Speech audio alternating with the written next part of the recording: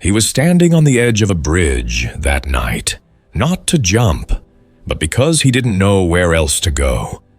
The city behind him was alive with lights, yet somehow he'd never felt more invisible. And then a stranger walked up and changed everything. Here's a story about how 5 unexpected minutes can turn an entire life around. His name was Adrian, 34 years old. Once a dreamer, now just another face in the morning train. Silent, exhausted, pretending to have it together. He used to believe he'd make something of himself. A designer, an artist, someone who built things that mattered. But the last few years had blurred into a gray mess of deadlines, bills, and quiet disappointment. The spark was gone. He hadn't drawn anything in months. That night, he'd walked out of the office after another argument with his manager.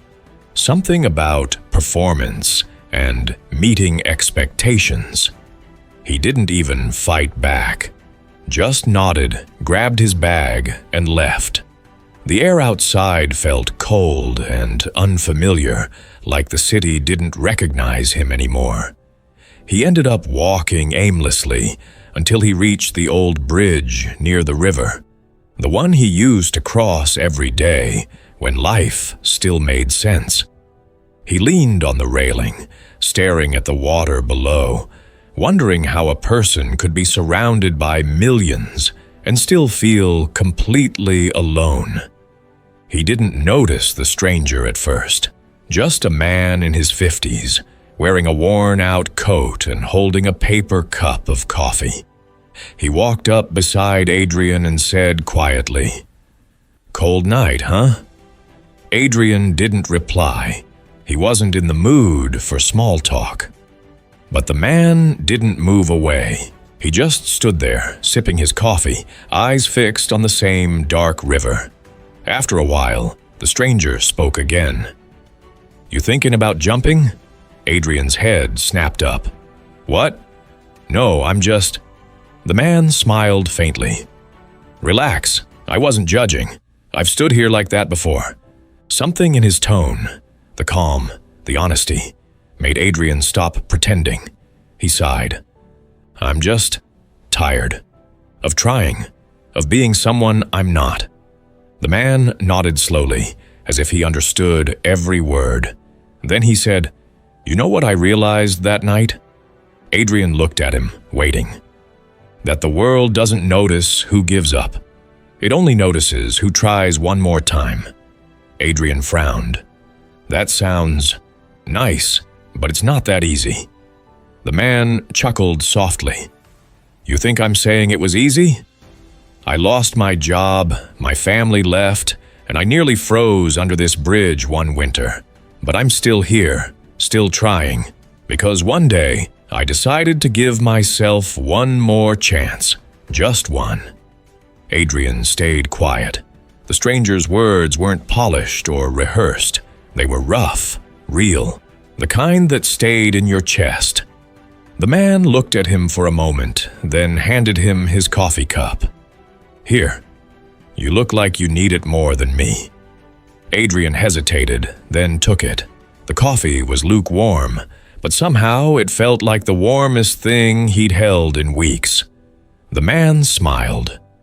"Don't waste too much time staring at the water, son. It never tells you what's next. You have to step back and make something move. Again."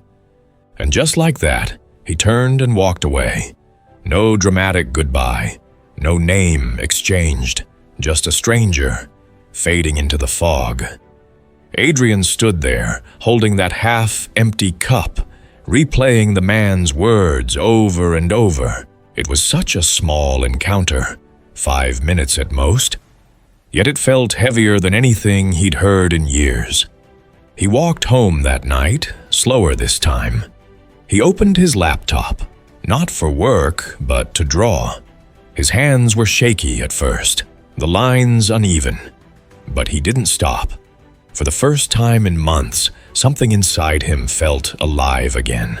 Days turned into weeks, and that small drawing became a series.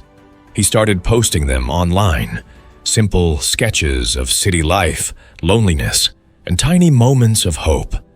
People started noticing, sharing, commenting things like, "This feels real," and "Thank you for this." It wasn't fame that changed him. It was the realization that his pain wasn't useless, that maybe his story, his art, could be the stranger that helps someone else on their bridge someday. A year later, he stood on that same bridge again. Not broken this time, just quiet. He looked at the water and whispered, "I made something move." And for a moment, he wondered if that stranger was real at all, or just the version of himself he needed to meet.